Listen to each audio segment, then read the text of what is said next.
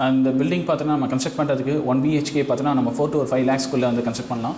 இதுவே பார்த்தோன்னா ஒரு 2 BHK ஹவுஸ் பார்த்தோன்னா ஒரு 7 lakhsக்குள்ளே வந்து நம்மளால் கன்ஸ்ட்ரக்ட் பண்ண முடியும். ஸோ இந்த ஹவுஸ் பார்த்தோன்னா ஒரு 700 square feet இருக்குது.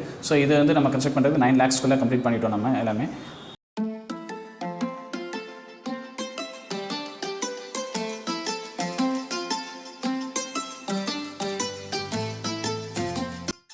என்னோடய நேம் வந்து ஜே செந்தில்ராஜ். நான் வந்து எம்இ ஸ்ட்ரக்சர்ஸ் முடிச்சிருக்கேன். இதுக்கு முன்னாடி வந்து எங்கே ஒர்க் பண்ணிக்கிட்டு இருந்தேன், காலேஜில் வந்து அசிஸ்டன்ட் ப்ரொஃபஸராக ஒரு 10 years ஒர்க் பண்ணிக்கிட்டு இருந்தேன்.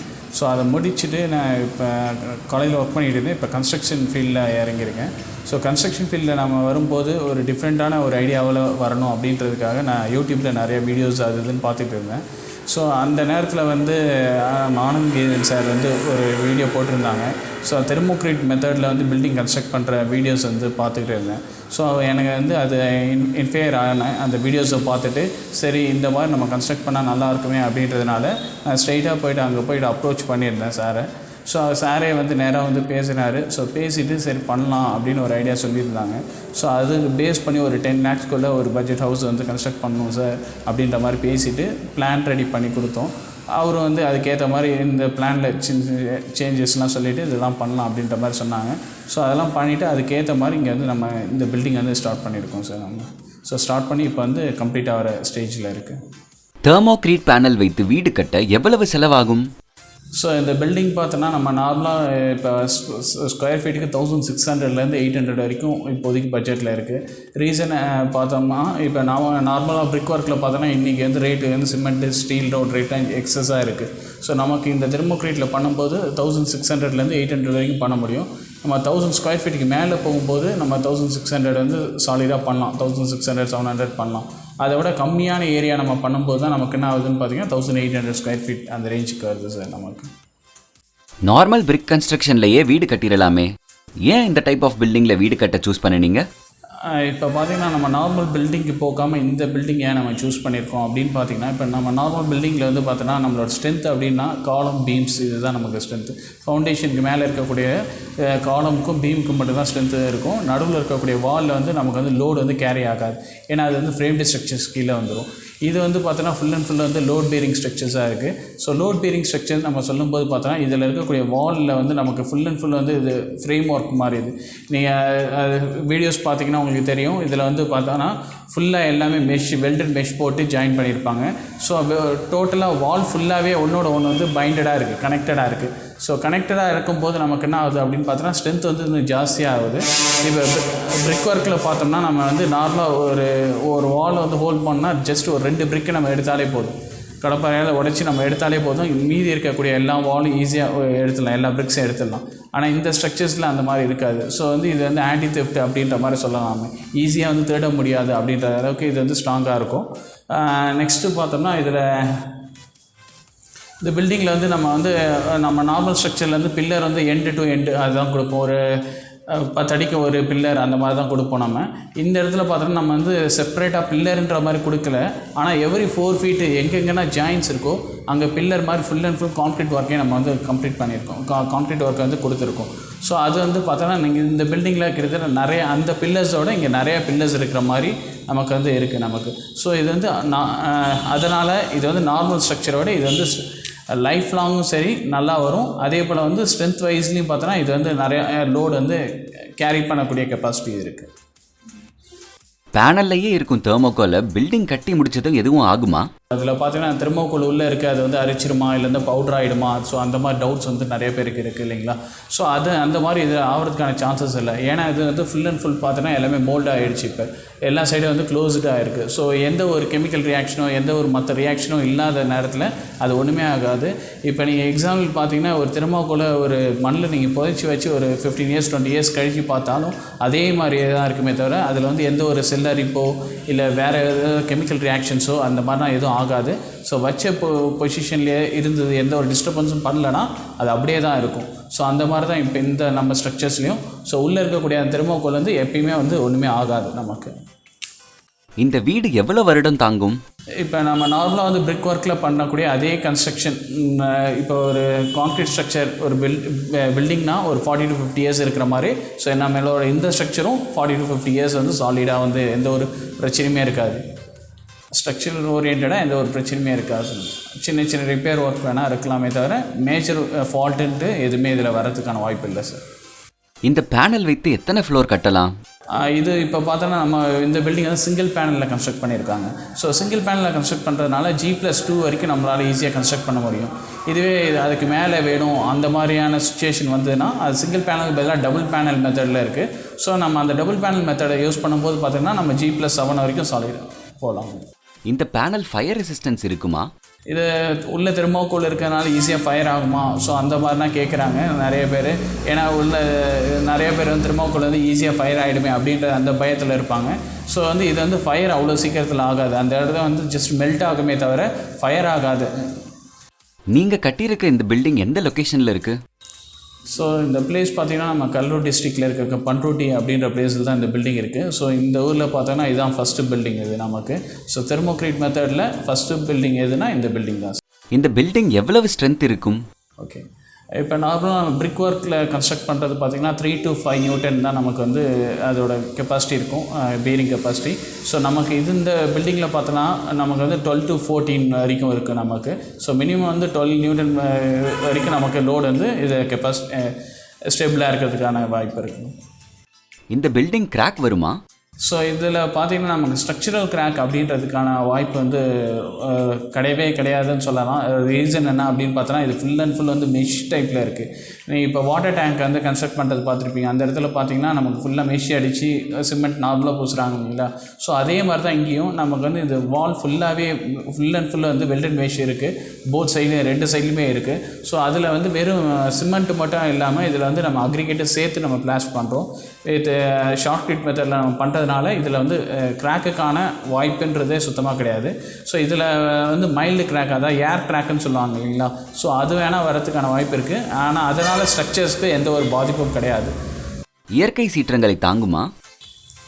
இப்போ இயற்கை சீற்றம்ன்ற மாதிரி கேட்குறீங்க இல்லையா? ஸோ இப்போ வந்து மழை பெஞ்சா ஓதம் காக்குமா அப்படின்னு கேட்குறீங்க. ஸோ இது வந்து பார்த்தோன்னா இந்த பில்டிங் வந்து ஓதம் காக்கல, இது வரைக்கும் மழை பெஞ்சு இருக்குது. ஸோ வந்து இதில் வந்து ஒரு சொட்டு தண்ணி கூட இல்லை. நம்ம ரூஃப் ஓட்டும்போது இது வந்து நான் அப்சர்வ் பண்ணேன். ஆக்சுவலாக இப்போ நம்ம நார்மலாக பில்டிங்கில் ரூஃப் ஓட்டும்போது அப்படி பார்த்தோன்னா ரூஃப்லேருந்து பார்த்தோன்னா பால் வந்து சிமெண்ட் பால் வந்து கீழே சொட்டிக்கிட்டு இருக்கும். ஆனால் இந்த பில்டிங்கில் கன்ஸ்ட்ரக்ட் பண்ணும்போது ஒரு ட்ராப் கூட எனக்கு வந்து சிமெண்ட் பால் வந்து கீழே சொட்டவே இல்லை. ஸோ அந்தளவுக்கு இருந்தது. அதே போல் வந்து இந்த பில்டிங்கில் வந்து ஓதம் காக்கிறதுக்கான வாய்ப்பே இல்லை. ஸோ ஓதம் காக்கிறது எதனால் அப்படின்னு பார்த்தா பிரிக் வந்து பார்த்தோன்னா மழை தண்ணி வந்து அப்சர்வ் பண்ணி வச்சுக்கும். ஸோ அதனால தான் வந்து ஓதம் காக்குது நமக்கு. ஸோ இதில் உள்ள வந்து தெர்மோகோல் இருக்கிறதுனால என்ன ஆகுதுன்னு பார்த்திங்கன்னா உள்ள ஓதம் காக்கிறதுக்கான அந்த வாய்ப்பே கிடையாது. ஸோ வந்து அது வந்து மழையால் எந்த ஒரு பாதிப்பும் வரப்போகிறதில்ல. அதே போல் காற்றடிச்சா அது வந்து பறந்துருமான்னு ஒரு சில பேர் கேட்டிருந்தீங்க. ஸோ அதுக்கான வாய்ப்பு கிடையாது. நீங்கள் இப்போ ஜஸ்ட்டு கை வச்சு பார்த்தாலும் சரி இல்லை தட்டி பார்த்தாலும் சரி பில்டிங் எந்த அளவுக்கு ஸ்ட்ராங்காக இருக்குது அப்படின்றது நமக்கு நல்லாவே தெரியும். விசிபிளாக பார்க்கும்போது உங்களுக்கு நல்லா தெரியும். எர்த்குவேக் அந்த மாதிரியான எர்த்குவேக் வந்தால் கூட இது வந்து ஸ்டேபிளாக தான் இருக்கும். ஸோ ரீசன் என்ன பார்த்தோன்னா இது நம்ம நார்மல் பில்டிங்கில் வந்து எர்த்குவேக் சப்போஸ் இன்கேஸ் வந்தது அப்படின்னா நமக்கு வந்து அது வந்து எல்லாமே செப்பரேட்டாக இருக்கும்.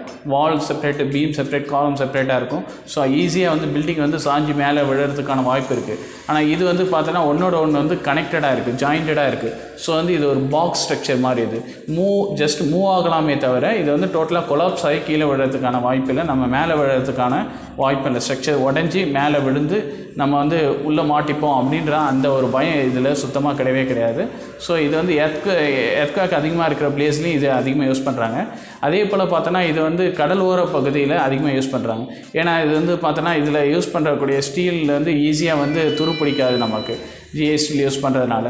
ஸோ அதே மாதிரி பார்த்தோம்னா இதில் வந்து உப்பு காற்று பட்டாலும் சரி இல்லை வந்து கடல் அரிப்புனாலும் சரி இல்லை இது இன்னொன்று பார்த்தோன்னா இந்த டோட்டல் ஸ்ட்ரக்சரோட வெயிட் வந்து ரொம்ப ரொம்ப கம்மி நமக்கு. ஸோ இதுக்கு வந்து நிறையா இப்போ கடல் ஓரத்தில் இருக்கவங்க பைல் ஃபவுண்டேஷன் போட்டு நம்ம கன்ஸ்ட்ரக்ட் பண்ணுற மாதிரி இருக்கும். இந்த மாதிரி ஸ்ட்ரக்சர்ஸ்க்கு நம்ம போகும்போது பார்த்தோன்னா பைல் போகணுன்னு அவசியமே இல்லை நமக்கு. ஸோ நார்மலாக ஃபவுண்டேஷன் போட்டு நம்ம கன்ஸ்ட்ரக்ட் பண்ணாலே இது வந்து ஸ்டேபிளாக இருக்கும். எந்த இடத்துல இந்த டைப் ஆஃப் பில்டிங் கட்டுறது பெட்டர்? இப்போ சீஷோர் பிளேஸில் இருக்க பீப்புள்ஸ் எல்லாம் பார்த்திங்கன்னா அப்பப்போ வந்து கடல் சீற்றத்தால் அவதிப்பட்டுக்கிட்டு இருக்காங்க இல்லைங்களா? ஸோ அவங்களோட கன்ஸ்ட்ரக்ஷன் பில்டிங்லாம் பார்த்தோன்னா கடல் தண்ணி ஒன்ஸ் உள்ளே வந்துட்டாலே அந்த செவுரத்தில் ஓதம் காற்று சீக்கிரமாக வந்து அதெல்லாம் கொலாப்ஸ் ஆகுது, அந்த பில்டிங் எல்லாம் வீணாக போயிடுது. ஸோ அதனால் அவங்க வந்து ரொம்ப டெம்பரரி ஸ்ட்ரக்சர் தான் கன்ஸ்ட்ரக்ட் பண்ணி இருக்காங்களே தவிர மேஜராக ஒரு பிரிக் ஒர்க்கில் ஒரு நல்ல கன்ஸ்ட்ரக்ஷன் பண்ணி இருக்கணும் காசு இருந்தால் கூட அவங்களால இருக்கிறதுக்கான முடியறதில்லை. ரீசனல் அப்படின்னு பார்த்தோன்னா கடல் சீற்றத்தால் அது வந்து சீக்கிரமாக வீணாக போகுது அப்படின்றது. ஸோ நம்மளோட இந்த ஸ்ட்ரக்சர் பார்த்திங்கன்னா கடல் சீற்றத்தாலேயோ எதுவுமே ஒன்றுமே ஆக போகிறதில்ல. ஸோ அந்த மாதிரியான பிளேஸில் வந்து இந்த நம்மளோட இந்த தெர்மோக்ரீட் மெத்தடில் கன்ஸ்ட்ரக்ட் பண்ணும்போது நல்ல லைஃப் லாங் வந்து நல்லா வரும். இன்னொன்று பார்த்தோன்னா இது செலவும் கம்மியாகும். நீங்கள் வந்து அந்த கடல் ஓரத்தில் இருக்கக்கூடிய பீப்புள்ஸ் வந்து ஒரு நல்ல பில்டிங் கட்டணும் அப்படின்னா செலவு அதிகமாக பண்ணி ஆகணும். பைல் ஃபவுண்டேஷன் அந்த மாதிரியான ஒரு செப்ரேட்டான ஃபவுண்டேஷன்ஸ் தான் நம்ம போட்டாகணும். ஆனால் இந்த மாதிரி பில்டிங் கட்டுறதுக்கு நம்ம அந்த மாதிரினா அதிகமாக செலவு பண்ண தேவையில்ல. ஒரு 2 lakhsக்குள்ளேயே ஒரு 2 to 3 lakhsக்குள்ளேயே ஒரு காம்பாக்டான ஒரு ஹவுஸ் வந்து அவங்களால ஈஸியாக கன்ஸ்ட்ரக்ட் பண்ண முடியும். இந்த பேனல் வச்சு பட்ஜெட்குள்ளே வீடு கட்ட முடியுமா? அந்த பில்டிங் பார்த்தோன்னா நம்ம கன்ஸ்ட்ரக்ட் பண்ணுறதுக்கு 1 BHK பார்த்தோன்னா நம்ம 4 to 5 lakhsக்குள்ளே வந்து கன்ஸ்ட்ரக்ட் பண்ணலாம். இதுவே பார்த்தோன்னா ஒரு 2 BHK ஹவுஸ் பார்த்தோன்னா ஒரு 7 lakhsக்குள்ளே வந்து நம்மளால் கன்ஸ்ட்ரக்ட் பண்ண முடியும். ஸோ இந்த ஹவுஸ் பார்த்தோன்னா ஒரு 700 square feet இருக்குது. ஸோ இது வந்து நம்ம கன்ஸ்ட்ரக்ட் பண்ணுறதுக்கு 9 lakhsக்குள்ளே கம்ப்ளீட் பண்ணிட்டோம் நம்ம எல்லாமே.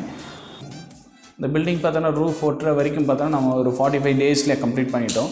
ஸோ ஒரு க்யூரிங் வந்து ஒரு எக்ஸ்ட்ரா ஒரு 10 days ஆகிருக்கும், ஒரு 55 ஒரு டோட்டல் ஒரு 2 monthsல இந்த பில்டிங் வந்து கம்ப்ளீட் பண்ணிட்டோம் நம்ம டோட்டலாக. இந்த டைப் ஆஃப் பில்டிங்கில் டெம்பரேச்சர் எப்படி இருக்கும்? ஓகே, இப்போ கிளைமேட் கண்டிஷன் பார்த்தோன்னா இப்போ வந்து கிட்டத்தட்ட மணி 2 ஆகிடுச்சு. இங்கே வந்து ஒரு ஃபேன் கூட இல்லாமல் நம்மளால் இங்கே உட்காந்துட்டு இருக்க முடியுது. ரீசன் இப்போ நீங்கள் நார்மல் பில்டிங்கில் பார்த்தீங்கன்னா இந்த டைமில் வந்து சுத்தமாக உட்காரதுக்கான வாய்ப்பே கிடையாது. ஒரு ஃபேனோ ஏசியோ ஏதோ ஒன்று போட்டுட்டு தான் உள்ளே உட்கார முடியும். ஸோ அந்தளவுக்கு இருக்குது. ஏன்னா வெயில் வந்து இப்போ நம்ம கடலூர் டிஸ்ட்ரிக்டில் இருக்கும். ஸோ கடலூர் டிஸ்ட்ரிக்ட் எந்தளவுக்கு வெயில் அடிக்கும் தெரியும் நமக்கு. ஸோ இந்த இடத்துல கடலூர் டிஸ்ட்ரிக்டில் இருக்கக்கூடிய பண்ருட்டியில் பார்த்தோன்னா வெயில் வெளியில் அந்தளவுக்கு அடிக்குது. இருந்தாலும் இங்கே வந்து ஃபேனே இல்லாமல் உட்கார முடியுதுன்னா உள்ளே வெளியில் இருக்கக்கூடிய டெம்பரேச்சரை உள்ளே வந்து அப்சர்வ் பண்ணல. இது ரீசன் என்ன அப்படின்னு பார்த்தோன்னா சுற்றியும் தெர்மோகோல் இருக்குது, டாப்லேயும் தெர்மோகோல் இருக்குது நமக்கு. ஸோ வந்து ஒரு ஐஸ் பாக்ஸ் மாதிரி, ஒரு ஐஸ் பாக்ஸில் பார்த்தோன்னா உள்ளே இருக்கக்கூடிய ஐஸ் கட்டி எப்படி இருக்கும், உள்ளே இருக்கக்கூடிய அந்த டெம்பரேச்சரை எப்பயுமே அதை மெயின்டைன் பண்ணிகிட்டே இருக்கும் ஐஸ் பாக்ஸை ஓப்பன் பண்ணாத வரைக்கும். ஸோ அந்த மாதிரி தான் இந்த பில்டிங்கும். ஸோ வெளியில் அதிகமாக வெயில் அடித்தாலும் சரி, அதிகமாக மழை பெஞ்சாலும் சரி, அது வெளியில் இருக்கக்கூடிய டெம்பரேச்சரை உள்ளே வந்து இது அப்சர்வ் பண்ணாமல் இருக்குது. ஸோ உள்ளே இருக்கக்கூடிய நார்மல் டெம்பரேச்சரை இது எப்பயுமே மெயின்டைன் பண்ணும். இந்த டைப் ஆஃப் பில்டிங் எப்படி நாங்கள் கட்டுறது? இப்போ நம்ம நார்மலாக கன்ஸ்ட்ரக்ட் பண்ணும்போது அப்படி பார்த்தோன்னா லோக்கலில் இருக்கக்கூடிய கொத்தனாரோ மேஸ்திரியை வச்சு நம்ம வந்து ஒரு பில்டிங் ஈஸியாக கன்ஸ்ட்ரக்ட் பண்ணிட்டு போயிடலாம். இன்ஜினியரை கூட நீங்கள் கன்சல்ட் பண்ணாமல் அந்த மாதிரி கன்ஸ்ட்ரக்ட் பண்ணிட்டு போகிறீங்க. ஆனால் இந்த மாதிரி பில்டிங் வந்து ஒரு ஸ்கில் லேபர் தான் பண்ண முடியும். ஒரு இன்ஜினியர் வந்து கண்டிப்பாக வந்து சப்போர்ட் பண்ணிட்டு தான் இருப்பாங்க. ஸோ இந்த பில்டிங் வந்து டோட்டலாக கம்ப்ளீட் பண்ணுற வரைக்கும் ஒரு இன்ஜினியரோட பார்வையில் தான் இது கம்ப்ளீட் பண்ணுறாங்க. ஸோ இங்கே பார்த்தோன்னா நம்ம இந்த கம்பெனி மூலிமா நம்ம பண்ணுறதுனால என்ன ஆகுது அப்படின்னு பார்த்தோன்னா நமக்கு பேனல் மட்டும் கொடுக்காம ஸோ ஃபுல் சப்போர்ட் வந்து எப்பயுமே இருக்கும், நமக்கு லைஃப் லாங்கில் சப்போர்ட் இருக்கும். இதில் இருக்கக்கூடிய ஏதாவது சப்போஸ் சின்ன ப்ராப்ளம்ஸ் வந்தால் கூட அதை ரெட்டிஃபை பண்ணுறது எப்படின்றது ஒரு இன்ஜினியராக வந்து நம்ம ஈஸியாக வந்து சப்போர்ட் பண்ண முடியும். இதே நீங்கள் நார்மலாக மற்ற இடத்துலலாம் பார்த்தீங்கன்னா இப்போ நீங்கள் நார்மல் கன்ஸ்ட்ரக்ஷன் பண்ணிட்டு போனாலே அந்த இடத்துல என்ன நடக்கும் பார்த்தீங்கன்னா 1 year வரைக்கும் நான் சப்போர்ட் பண்ணுறேன், அதுக்கப்புறம் நீங்களே பார்த்துக்கோங்கன்ற மாதிரி போயிடுவாங்க நமக்கு. ஆனால் இது வந்து ஒரு இனிவேட்டிவான ப்ராடக்ட்டில் நம்ம கன்ஸ்ட்ரக்ட் பண்ணுறோம். ஸோ இதில் வந்து உங்களுக்கு ஃபுல் சப்போர்ட் வந்து எப்பயுமே இருக்கும் நமக்கு. ஸோ இதில் என்னென்ன ஃபால்ட் வந்தாலும் அதை எப்படி ரெட்டிஃபை பண்ணணுன்ற அந்த ஃபுல் கைட்னஸ் வந்து உங்களுக்கு வந்து கொடுத்துக்கிட்டு தான் இருப்பாங்க. மேஜராக இதில் வந்து ஃபால்ட்டுன்ட்டு எதுவுமே இது வரைக்கும் வந்ததில்லை. இது ஒரு 7 years இந்த கம்பெனி மூலிமா நிறைய இடத்துல வந்து கன்ஸ்ட்ரக்ட் பண்ணியிருக்காங்க. ஒரு 50 வீடுக்கு மேலே நம்ம தமிழ்நாட்டிலே கன்ஸ்ட்ரக்ட் பண்ணியிருக்காங்க இந்த தெர்மோக்ரீட் மெத்தட் மூலிமா. ஸோ அங்கேருந்து இது வரைக்கும் நமக்கு எந்த ஒரு ஃபால்ட்டோ இல்லை எந்த ஒரு நெகட்டிவ் ஃபீட்பேக்ஸோ அந்த மாதிரினா இது வரைக்கும் நமக்கு வந்ததில்லை. ஸோ இது வரைக்கும் நமக்கு வந்து பாசிட்டிவாக தான் போயிட்டு இருக்குது. ஸோ இது வந்து லைஃப் லாங்கில் வந்து சூப்பராக இருக்கும். இந்த டெக்னாலஜி மூலிமா நம்ம கன்ஸ்ட்ரக்ட் பண்ணுறதுனால நமக்கு வந்து பொல்யூஷன் கண்ட்ரோல் ஆகுது. நமக்கு மேஜராக பார்த்தோன்னா இப்போ நார்மலாக ஒரு பிரிக் ஒர்க்கில் நம்ம கன்ஸ்ட்ரக்ட் பண்ணும்போது பார்த்தோன்னா மேன் பவர் வந்து ரொம்ப ஜாஸ்தியாக இருக்குது. இதில் வந்து மேன் பவர் ரெடியூஸ் ஆகுது. இன்னொன்று வந்து பொல்யூஷன், அந்த இடமே பார்த்தோன்னா பயங்கரமாக வந்து பொல்யூட்டட் பிளேஸாக இருக்கும். சிமெண்ட்டு பறக்கிறதா இருக்கட்டும், மணல் பறக்கிறதா இருக்கட்டும், அந்த மாதிரி பார்த்தோன்னா பொல்யூஷன் ஜாஸ்தியாக இருக்கும். பிரிக்லனா பார்த்தோன்னா ஒரு பிரிக்கை நம்ம மேனுஃபேக்சரிங் பண்ணணும் அப்படின்னாலே அந்த இடத்துல வந்து ஏகப்பட்ட மணலை வந்து நம்ம சுரட்டி தான் நம்ம யூஸ் பண்ணுறோம், நமக்கு மண்ணை சுரட்டி யூஸ் பண்ணுறோம். ஸோ அதனால் என்ன ஆகுது பார்த்தோன்னா நம்ம நேச்சுரலாக இருக்கக்கூடிய ரிசோர்ஸஸை யூஸ் பண்ணுறோம். ஸோ அதனால் வந்து நமக்கு நிறையா வந்து பொல்யூட் ஆகுது. ஏர் பொல்யூஷன், சாயில் பொல்யூஷன், இந்த மாதிரி நிறைய பொல்யூஷன் ஆகுது. ஸோ இதெல்லாம் பார்த்தோன்னா அந்த பொல்யூஷன் எல்லாத்தையும் நம்ம வந்து அவாய்ட் பண்ணுறோம். நம்ம இது வந்து ஃபுல் அண்ட் ஃபுல் தெர்மோக்ரீட் மெத்தடில் பண்ணுறதுனால ஸோ வந்து இது வந்து ஒரு க்ரீன் பில்டிங் கான்செப்ட் மூலிமா நம்ம கன்ஸ்ட்ரக்ட் பண்ணுறதுக்கான ஒரு டெக்னாலஜி தான் இது. இந்த பேனல் வச்சு எல்லா டைப் ஆஃப் பில்டிங்கும் பண்ண முடியுமா? So any types of building வந்து இதில் ஈஸியாக பண்ணலாம். Any types of structures industrial பில்டிங்காக இருந்தாலும் கன்ஸ்ட்ரக்ட் பண்ணலாம், இல்லை டெம்பிள் ஸ்ட்ரக்சரும் பண்ணலாம், இல்லை வந்து ஹாஸ்பிட்டலுக்கு பண்ணலாம், ஸ்கூல்ஸ் பண்ணலாம். இந்த மாதிரி எனி டைப் ஆஃப் ஸ்ட்ரக்சர்ஸ் ஆனாலும் நீங்கள் இந்த மெத்தடில் பண்ணலாம். ஸோ இது மூலயமா பண்ணுறதுனால நமக்கு வந்து நிறைய பெனிஃபிட்ஸ் தான் இருக்கே தவிர நிறைய பெனிஃபிட்ஸ் தான் இருக்குது. ஸோ நம்ம பார்த்தோன்னா ஒரு சில பில்டிங்ஸ்லாம் பார்த்தோன்னா நம்ம ஒரு சில பிளேஸில் தான் பண்ண முடியும். இப்போ எக்ஸாம்பிள் பார்த்தோன்னா நம்ம மலை பகுதியாக இருக்கட்டும். ஸோ அந்த மலையிலலாம் பார்த்தோன்னா நம்ம பில்டிங் கன்ஸ்ட்ரக்ட் பண்ணால் ரொம்ப ரொம்ப கஷ்டம் அங்கே. ஏன்னா ஃபவுண்டேஷன் வேறு மாதிரி போடணும், ஏன்னா ஸ்லோப்டாக இருக்கும். ஸோ ஒரு ஃபவுண்டேஷன் ஒரு மாதிரி இருக்கும், செகண்ட் சைடில் வேறு மாதிரி டெப்த்தில் ஃபவுண்டேஷன் போடுற மாதிரி இருக்கும். ஸோ இந்த மாதிரியான நிறைய ப்ராப்ளம்ஸ் இருக்குது அங்கே கன்ஸ்ட்ரக்ட் பண்ணும்போது. ஆனால் நம்ம இந்த மெத்தடில் பண்ணும்போது பார்த்தோன்னா ஈஸியாக பண்ணிட்டு போயிடலாம். ஏன்னா இது வந்து டோட்டல் வெயிட்டே வந்து ரொம்ப ரொம்ப கம்மி. இந்த ஸ்ட்ரக்சரோட வெயிட் வந்து ரொம்ப கம்மி அப்படின்றதுனால இது வந்து எந்த மாதிரியான பிளேஸில் வேணாலும் ஈஸியாக கன்ஸ்ட்ரக்ட் பண்ணலாம். ஃப்ளாட் சர்ஃபேஸ்லேயும் பண்ணலாம், ஹில் பிளேஸ்லேயும் பண்ணலாம், இல்லை வந்து சீஷோர்லேயும் அந்த மாதிரி இடத்துலையும் நம்ம பண்ணலாம். ஸோ எந்த இடமா இருந்தாலும் நம்ம ஈஸியாக வந்து இந்த பில்டிங்கை வந்து ஈஸியாக கன்ஸ்ட்ரக்ட் பண்ண முடியும். இந்த டைப்ஸ் ஆஃப் ஸ்ட்ரக்சர் வந்து ஈஸியாக கம்ப்ளீட் பண்ண முடியும். வியூவர்ஸ்க்கு நீங்கள் கொடுக்குற அட்வைஸ்? இப்போ பார்த்தீங்கன்னா இந்த ஒரு சில பேர் வந்து பேனல்ஸ் வந்து வெளியிலேருந்து வாங்கி நானே செஞ்சு தரேன் அப்படின்ற மாதிரி லோக்கலில் பார்த்தீங்கன்னா நிறைய பேர் பண்ணுறாங்க ஒரு சில பேர். ஸோ அது வந்து எந்த அளவுக்கு அவங்க குவாலிட்டியாக பண்ணுறாங்கன்னு நமக்கு தெரியாது. ஸோ அதை வந்து நீங்கள் வந்து அவங்க வந்து ஸ்கில்டு லேபரை வச்சு பண்ணுறாங்களா அப்படின்றத ஃபஸ்ட் செக் பண்ணிக்கோங்க. அதே போல் இதுக்குன்னு ஒரு சில மிஷினரிஸ் இருக்குது. ஸோ அந்த மிஷினரிஸை வச்சு தான் நம்ம இந்த பில்டிங் வந்து டோட்டலாக ஃபுல்லாக கம்ப்ளீட் பண்ணியிருக்கோம். ஸோ அந்த மாதிரி மிஷினரிஸ் எல்லாம் அவங்களுக்கு வந்து ஹேண்டில் பண்ண தெரியுதா அப்படின்றதெல்லாம் பாருங்கள், மிஷினரி வச்சுருக்காங்களான்னு பாருங்கள். ஸோ அதெல்லாம் இல்லாமல் நான் பண்ணித்தரேன் அப்படின்ற மாதிரி ஒரு சில பேர் வந்து ஏமாத்துறதுக்கான வாய்ப்பும் இருக்குது. ஸோ வந்து நீங்கள் வந்து ஒரு ப்ராப்பரான ஒரு இன்ஜினியர்கிட்ட கன்சல்ட் பண்ணிங்கன்னா உங்களுக்கு வந்து பெட்டராக வந்து கன்ஸ்ட்ரக்ட் பண்ணி கொடுப்பாங்க. ஸோ இங்கே நம்மளோட இந்த வெப்சைட் இருக்குது, இந்த வெப்சைட் மூலிமா நீங்கள் அப்ரோச் பண்ணி பாருங்கள். இங்கே கொடுத்துருக்க இந்த காண்டாக்ட் நம்பர் மூலிமாவும் நீங்கள் அப்ரோச் பண்ணிங்கன்னா உங்களுக்கு வந்து இதை பற்றியான ஒரு ஃபுல் டீட்டெயில்டு வந்து உங்களுக்கு கிடைக்கிறதுக்கான சான்சஸ் இருக்குது.